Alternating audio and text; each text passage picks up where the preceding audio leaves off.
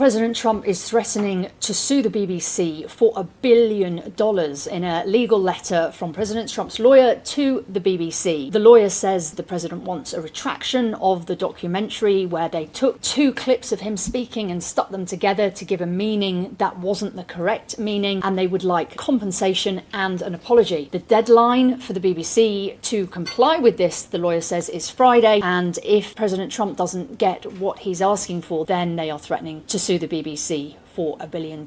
And President Trump does have form. Some US broadcasters have had to pay him out some millions of pounds in compensation when he threatened to sue them. And the problem for the BBC is that if there is a payout to President Trump, and the BBC have said it wasn't right to put these 2 clips together, so they have admitted the mistake, but if money is paid out, it will come from license fee payers. That will be public money, and that is not a good situation for the BBC to be. Oh, yeah.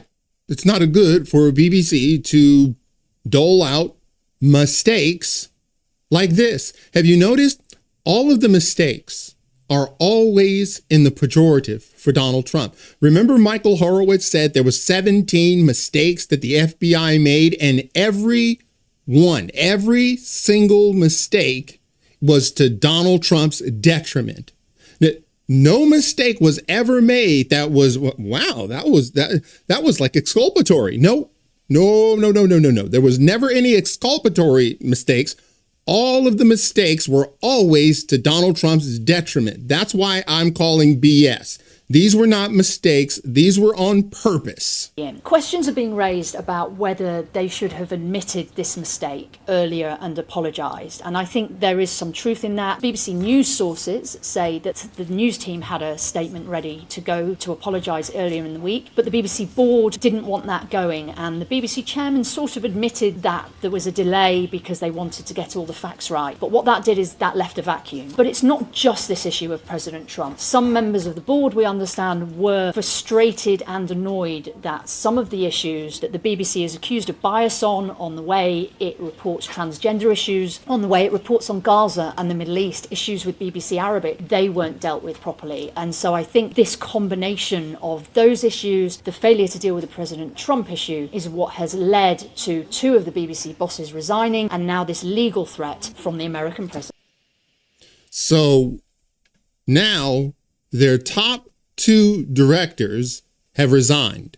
So just stop and think. It was only a mistake. It was just, I don't know, it was just a mistake. You're going to leave the top position in a national broadcast? Does it because of one mistake? No, because you know it wasn't a mistake. We all know that. There's the one thing that I'm very, very glad for. Donald Trump is no longer playing games. And I think, and it's only my suspicion, that around the 4th indictment, he probably started to think to himself, hey, I think they want to do away with me. Yes, it's not a game for them. They wanted to put you in prison for something you did not do that they cooked up. So yes, it's time to fight back. Now, here is the issue at hand. We're going to walk down to the Capitol, and I'll be there with you. And we fight.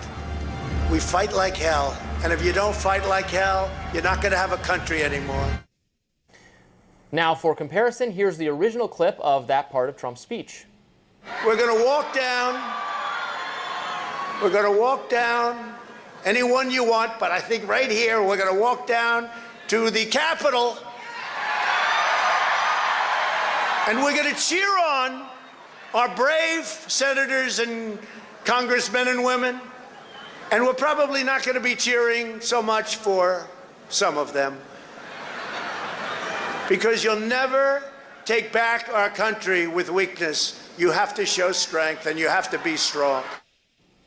The part where Trump encouraged his supporters to fight like hell didn't happen until nearly an hour after his initial remarks telling them to walk down to the Capitol. The BBC documentary also did not include a part of the president's speech where he said he wanted them to march peacefully and patriotically. For For those reasons, Trump's legal team is accusing the BBC of defamation. So do you think it was a mistake? I mean, if you really believe that this was, no, it's just a mistake. They made an honest mistake. Number one, why did they resign for one mistake? No, they've been biased the entire time, and they didn't see. And this is what I'm loving.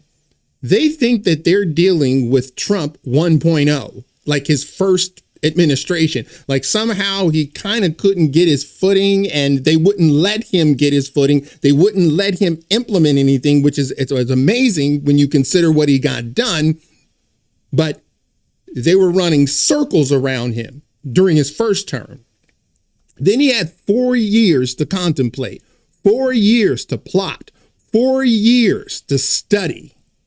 And so now this is Trump 2.0, and he is not dinking around. And I, for one, am glad. I'm here for it. Like, yes, $1 billion, and here's your deadline. Good. I am so sick and tired of people taking advantage of this guy just because, he was a megastar. Look, Donald Trump had a national following, actually global following. And they just want to erase all of that. And I'm glad now that he is fighting back. He's not letting it go. It's like, hey, man, they want you gone. Like dunzo. So, yeah, you better start pushing back. I, for one, am glad. And I hope they slip the date. Go on ahead. I dare you. I double dog dare you. Slip the date. Don't do anything. See what happens. Because Trump ain't playing anymore. I'm here for it. All right, that's it for now. If you like the video, smash the like button and subscribe. And if you're following me on Rumble, please press that follow button. And until the next time, God bless.